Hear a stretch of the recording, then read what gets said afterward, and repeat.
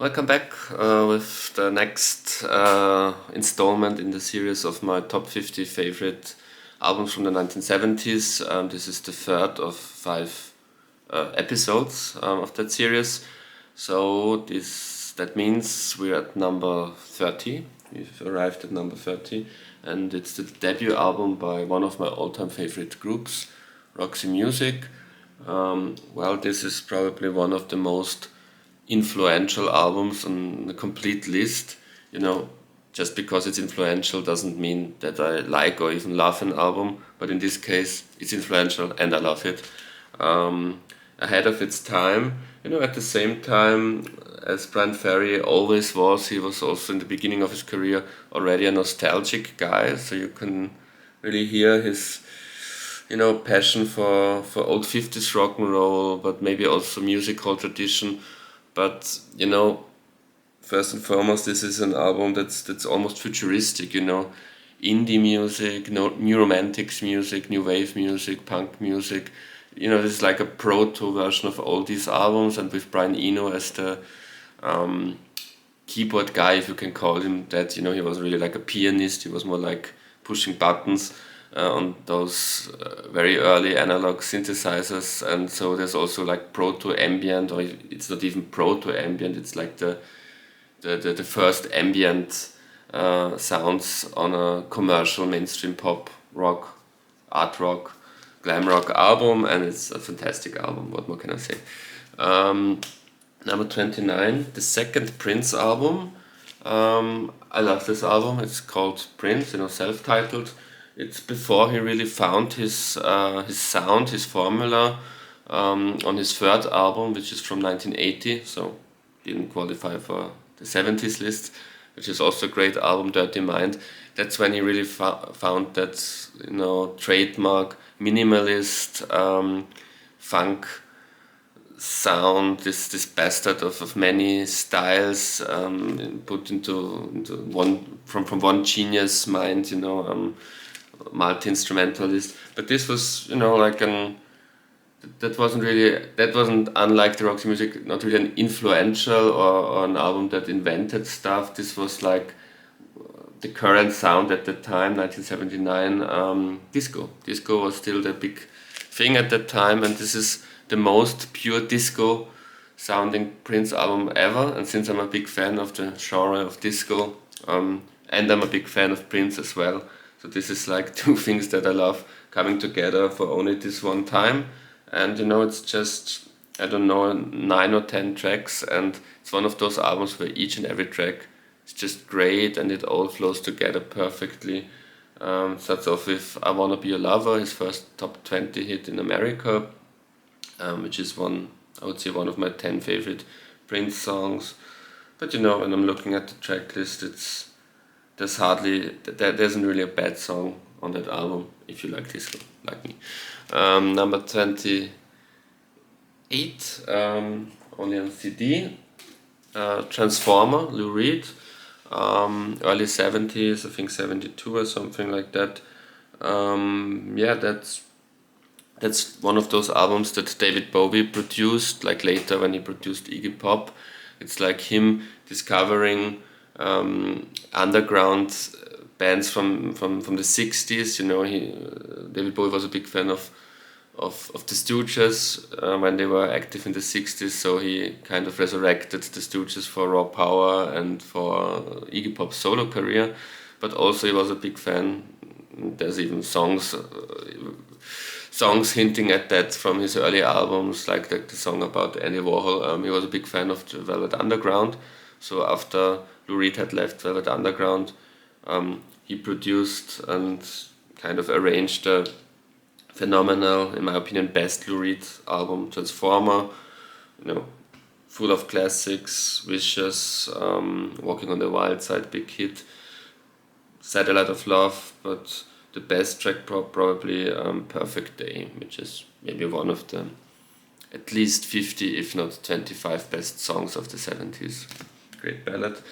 Number 27, debut album by The Cars, I think from 78 must have been. again, influential album. At that time, maybe it didn't seem like a very inventive, influential album because it was just like a power pop album, of that era. Um, but I think they really were influential to bands like the Strokes, for example.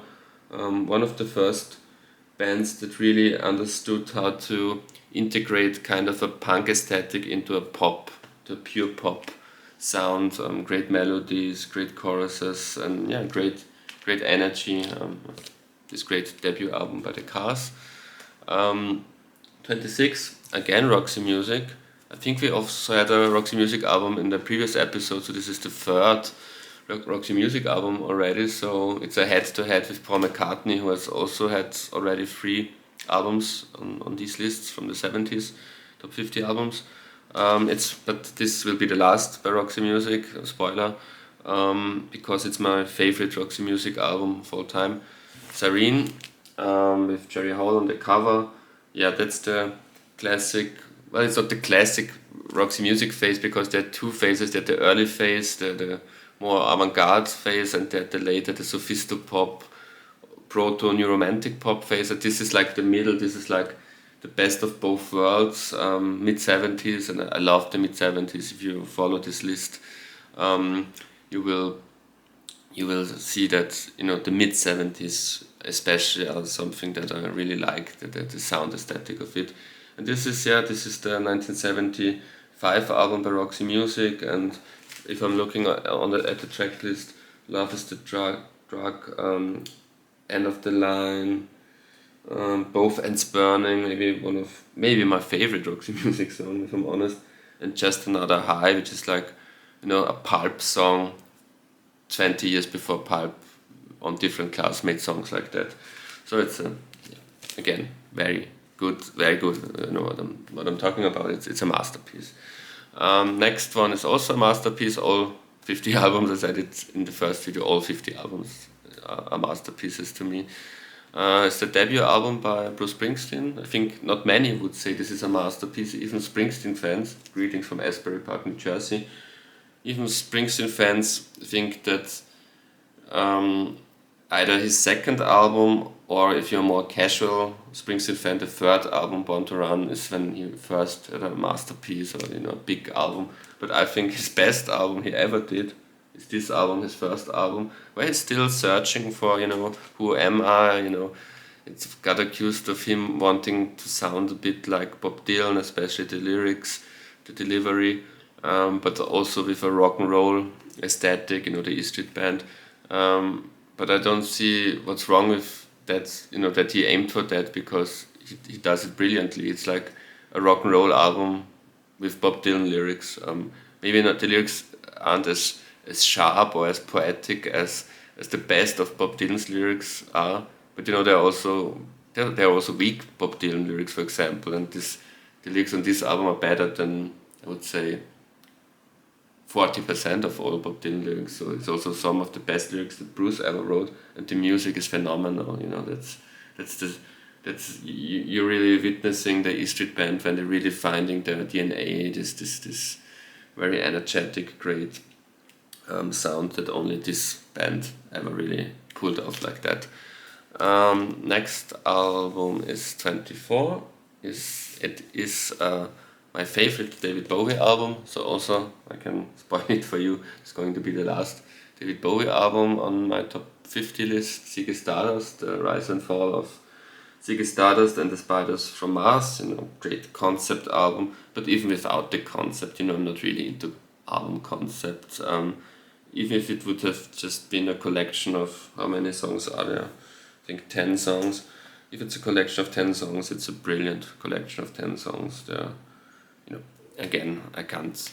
It wouldn't make much sense to pick out 3 or 4 highlights, because basically this is one of these albums you have to listen to from start to finish. But if I have to make one highlight, Starman, probably my favorite. Yeah, probably my favorite David Bowie song ever. The next album is number 23. What's Going On by Marvin Gaye.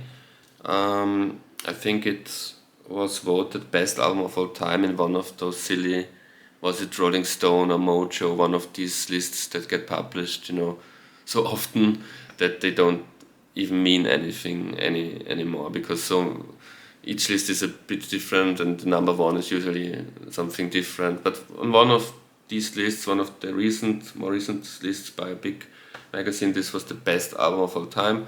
I don't think so, because it has great songs, and it was, the meaning that it had.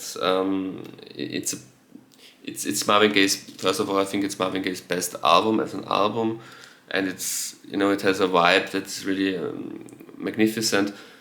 But all in all, there are 2 or 3 fillers, and it's just 9 tracks on this album, so I can't see it as the best album of all time. But it's surely a masterpiece, and also the importance. This was the first time, maybe alongside Stevie Wonder. Stevie Wonder did the same around the same time, but he and Stevie were the first artists from Motown who wanted to, go further and move a bit away from that very slick commercial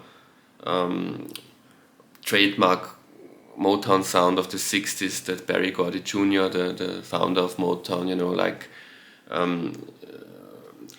requested all his acts to be into that formula, and it's, at the start of the 70s, one could say the formula was kind of worn out or tired. I love those mid-60s Motown singles, but someone had to change something about that kind of sound, and Stevie in his way and Marvin on this album in his way, they were the forerunners of bringing soul and R&B music to the next step, the next level, the next evolution of that genre. And hadn't they done that, soul and R&B would have died out, or that what the classic Motown sound was, that transformed into disco music in the mid-70s. So it's this direction got into disco music, and he and also Curtis Mayfield, who wasn't on Motown, and Stevie,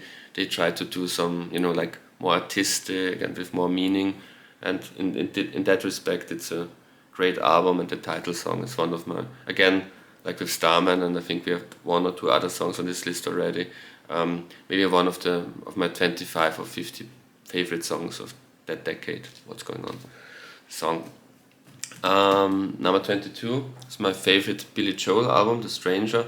I think it's the only real album masterpiece by Billy Joel. He's more a greatest hits kind of artist, a singles artist to me. I really, if you listen to his 15 biggest hits or biggest classics, it's a great experience. Those are really bangers.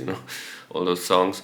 But as an album, he never really quite made it for me, with this exception. This is the only album that really has some kind of feel, some kind of glue, like it's one collection of songs, and yeah, some of his greatest of those hits are also on this album, like Moving Out, Just the Way You Are, Only the Good Die Young, She's Always a Woman, Vienna, So the album in itself is half of a best of by Billy Joel album in a way, but also as an album experience, unlike his other albums, to me, this works brilliantly. And 21, my lucky number, is like, when people talk about Billy Joel, they often also talk about Elton John. It's like he's like the British version of Billy Joel, or Billy Joel is the American version of Elton John. So it makes sense that my favorite Elton John album is the next album on the list. It had to be at least one position better than this, because this is the more ambitious work. This is a double album. This is there's more megalomania on that album, more ambition, and it's one of the best double albums of all time. Especially the first side, on the vinyl. The first side is maybe one of the best first sides on any vinyl ever. But the other 3 sides aren't bad either. So it's a fantastic album, and I was never a big Elton John fan. Like with Billy Joel, I like the single hits, but the other albums, even the albums that fans really think of as masterpieces, never really could connect with those, but this one, to me, that's a classic. You don't even have to be an Elton John fan to really love this album, because of the sheer brilliance of it. So that was number 21, lucky number. And the top 20 will start in the next video. Thank you very much for watching. Until next time, goodbye.